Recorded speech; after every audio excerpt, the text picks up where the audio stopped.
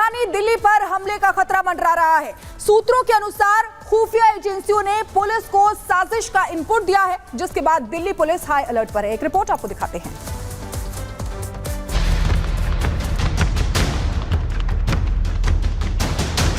दिल्ली में आतंकी हमले की साजिश,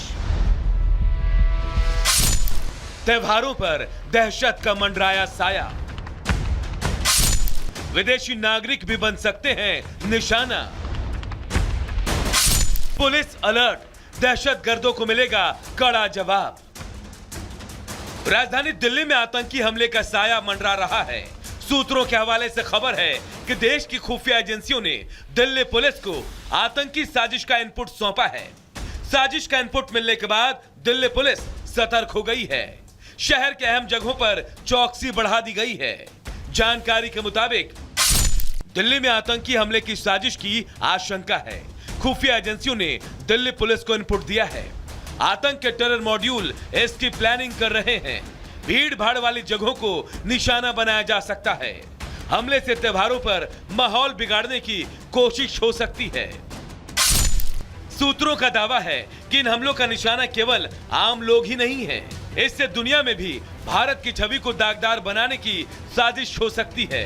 इसके लिए विदेशी नागरिकों को भी निशाना बनाया जा सकता है। सूत्रों से मिली जानकारी के मुताबिक आतंकी विदेशी दूतावास को भी निशाना बना सकते हैं। विदेशी नागरिकों को ढाल बनाने की कोशिश हो सकती है। हमले की गूंज विदेशों तक पहुंचाने की साजिश हो सकती है। दिल्ली पुलिस आतंकी हमले के इनपुट के बाद बेहद सतर्क है। शहर के भीड़ भाड़ वाले इलाकों में निगरानी बरती जा रही है, जबकि संवेदनशील और अहम ठिकानों पर विशेष नजर रखी जा रही है। इसके अलावा किराए पर घर दिलाने वाले एजेंट्स, गेस्ट हाउस के मालिकों, पुरानी गाड़ी बेचने वाले कारोबारियों को भी पुलिस ने सतर्क किया है, जिससे कोई भी संदिग्ध गतिविधि होने पर पुलिस को तुरंत खबर मिल सके। वहीं सोशल मीडिया पर भी पुलिस और एजेंसियों की नजर है। दावा है कि आतंकी फेक अकाउंट से भड़काऊ पोस्ट डालकर भी त्योहारों में माहौल बिगाड़ने की साजिश रच सकते हैं। Bureau report, Republic Bharat.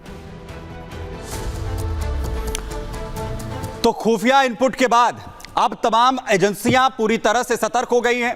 तमाम जो सुरक्षा बल हैं वो अलर्ट मोड पर आ गए हैं। ग्राउंड रिपोर्ट आपको दिखाते हैं हमारे सहयोगी साहिल की, आखिर किस तरीके से सतर्कता अब बढ़ती जा रही है। देश की खुफिया एजेंसियों ने दिल्ली पुलिस को आतंकी अलर्ट जारी किया है। दिल्ली पुलिस सूत्रों के मुताबिक देश में आने वाले त्योहारों को लेकर दिल्ली पुलिस को अलर्ट किया है।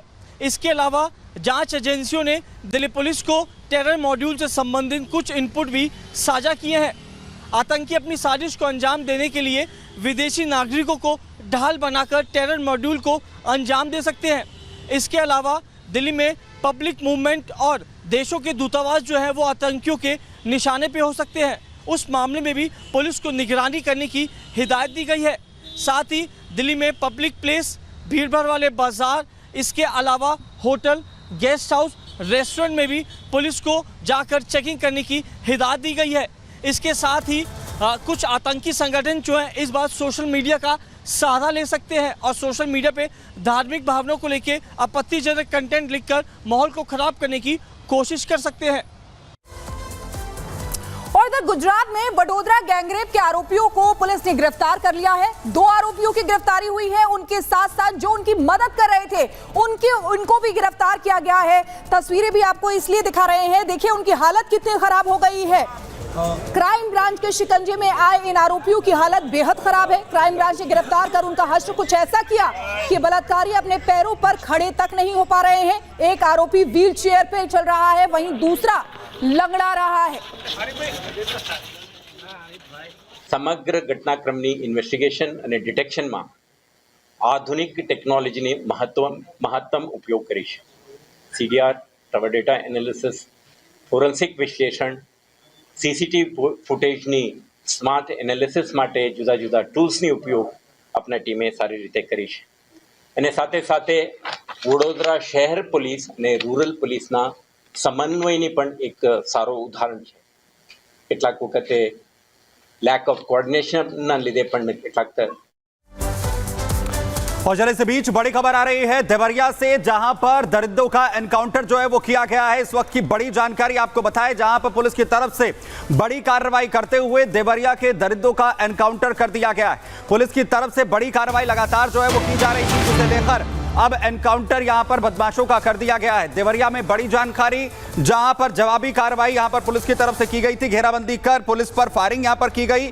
छात्राओं से रास्ते में बदमाशों की तरफ से छेड़खानी की गई थी, जिसके बाद लगातार कार्रवाई लगातार जा रही है। वहीं जवाबी कार्रवाई में गोली लगने से 2 बदमाश घायल भी बताए जा रहे हैं। 2 बदमाश घायल हुए हैं। एनकाउंटर की कार्रवाई यहां की गई है। छात्राओं के साथ छेड़खानी मामले को लेकर पूरी तरह से एक्शन में पुलिस थी और अब बड़ी कार्रवाई।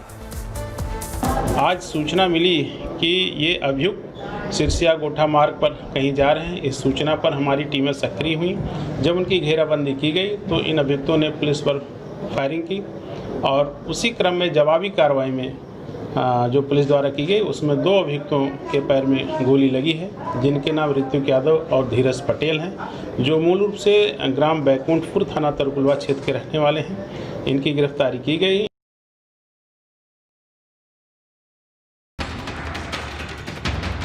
उत्तर प्रदेश के देवरिया में पुलिस ने एनकाउंटर के बाद 2 मनचलों को दबोच लिया। इन मनचलों ने 3 दिन पहले स्कूल से घर लौट रही छात्राओं के साथ छेड़खानी की थी। वहीं जब पुलिस ने इनकी पहचान कर इन्हें पकड़ने की कोशिश की तो उन्होंने पुलिस पर फायरिंग शुरू कर दी। ऐसे में पुलिस ने जवाबी कार्रवाई करते हुए इन बदमाशों के पैर में गोली मारकर इन्हें दबोच लिया।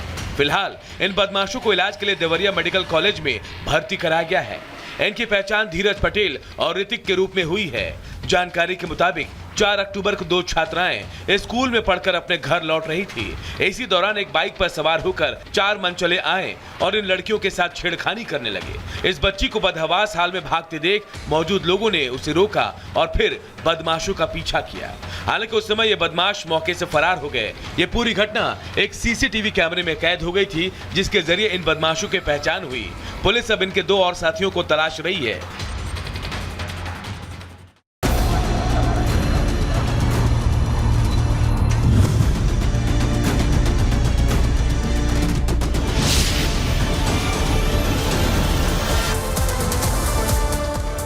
देश में पिछले कुछ महीनों में ट्रेन दुर्घटनाएं बढ़ गई हैं। कहीं ट्रेन पटरी से उतर जाती है तो कभी 2 ट्रेनों की आमने सामने टक्कर हो जाती है। लेकिन क्या आपने सोचा है कि आखिर अचानक से इतनी ट्रेन दुर्घटनाएं क्यों हो रही हैं? जब हमारा टेक्नोलॉजी सिस्टम इतना आधुनिक है, ये साजिश जो है उस पर से पर्दा हम उठाते हैं। ये रिपोर्ट आप देखिए। May I have your attention please? On platform number 2, Director Beverly. May I have Bharat में रोजाना 13,000 से ज्यादा ट्रेनें चलती हैं। 13,000 ट्रेनों में हर दिन करीब 2 करोड़ 4 लाख लोग सफर करते हैं।